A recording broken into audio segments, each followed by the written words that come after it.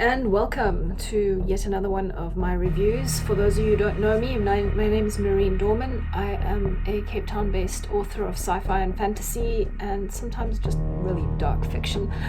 I've been going back to a lot of the old classics that I read when I was little, and also just classics that I feel have been very, very inspirational in terms of modern media, especially with regards to horror and all the different other forms of media like film and TV and graphic novels and all the rest.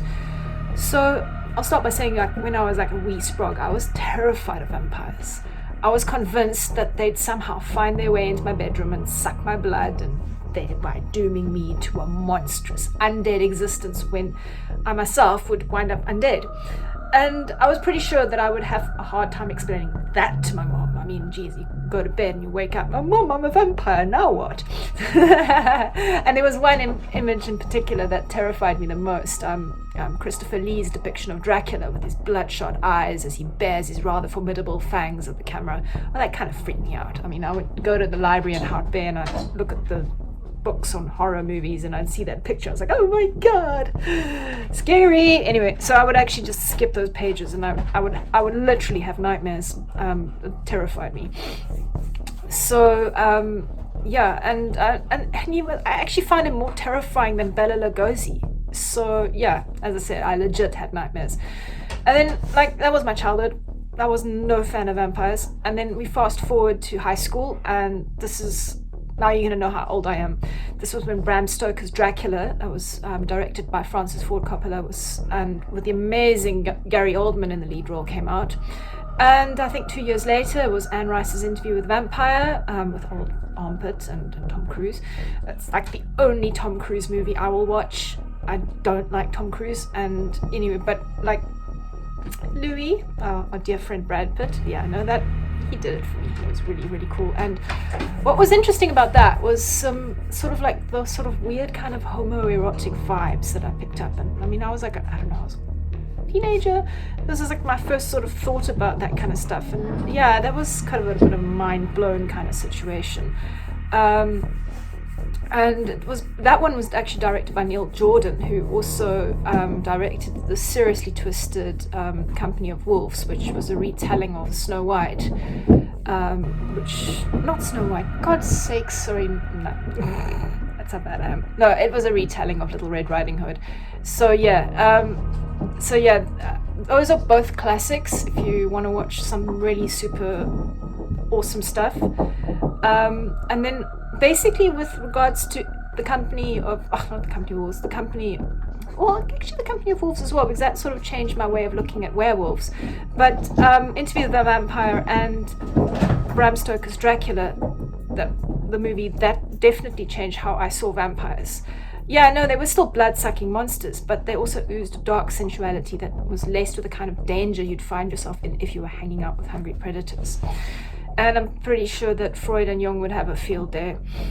But then I'd also sort of like to add two further shifts in vampire lore that had a huge impact on the way I saw vampires. The first was Poppy Z. Brite's Lost Souls, and that book broke about just about every taboo that you can possibly imagine, including incest and underage shenanigans. And then, of course, I have to give an honorable mention to White Wolf Games, the Vampire the Masquerade tabletop role-playing games. We spent an inordinate amount of time during the late years of high school and university playing those games, and they were absolutely wonderful. And I've actually had people look at my writing and say, oh my gosh, this reads like Vampire the Masquerade fan fiction, which I suppose in a way all vampire stories that I've written are, in a sense. And to give you a little bit of an interesting spin here, I did end up going full circle with my writing career, because I have actually written official tie-in fiction for Vampire the Masquerade, which was amazeballs, and I will do it again if I get the chance. So anyway, but getting back to vampires, they might be monstrous, but they're also people, or they were people once, and they're very complicated. People with an unfortunate drinking habit, and if there are a lot of them in a room, probably a lot of murky politics too. So these denizens of the night have been with us for a long time, lurking in our folklore and eventually crawling out of their sepulchres to haunt our fiction and films. Whether we are dealing with Lord Ruthven, Count Olaf, Carmilla, or Count Dracula himself, or our recent additions who fell in with vampire lore with our whiny friend Louis de Pointe-de-Lac and his chum Lestat, or even as recent as our sparkly friend Edward, it's pretty clear that vampires are here to stay, and they're perennial favourites that fall in and out of favour as the years pass. But now let's get back to the whole reason for this video, the man himself, Count Dracula. He was not the first, and he's most certainly not the last that we'll see of our fanged friends, but he's definitely one of the most widely recognized, who has spawned a veritable coterie of evil in our media. I recently wanted to revisit Dracula, but since time is not something I have much of, I opted for an audiobook, and boy oh boy did I luck out when I picked up the Audible edition with its all-star cast. And I mean, it doesn't get better than this, featuring the likes of Alan Cumming, Tim Curry, hello, Simon Vance, Catherine Kilgren, Susan Durden, John Lee, Graham Malcolm, and Steve Crossley. I must say Simon Vance is one of my favorite voice narrators. He's narrated a lot of books that I've really enjoyed, so I actually do go out of my way to find him. And Tim Curry, although he's not acting for the screen anymore, his voice roles are perfection. So just simply for that, it's well worth picking up.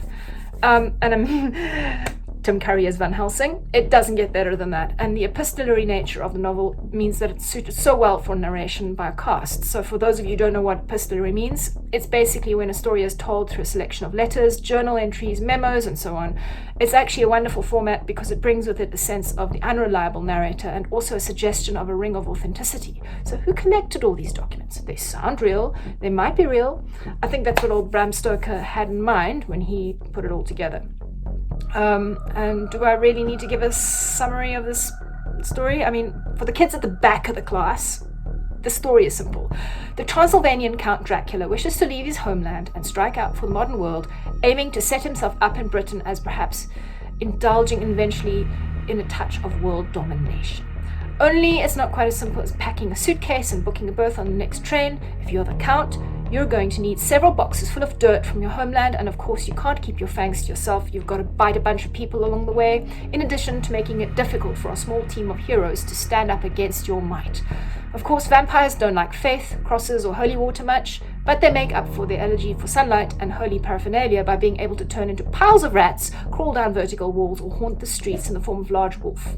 You don't want to mess with Count Dracula, as our friends discover, and even though they do win out at the end of the day, otherwise, it would be a very tragic story.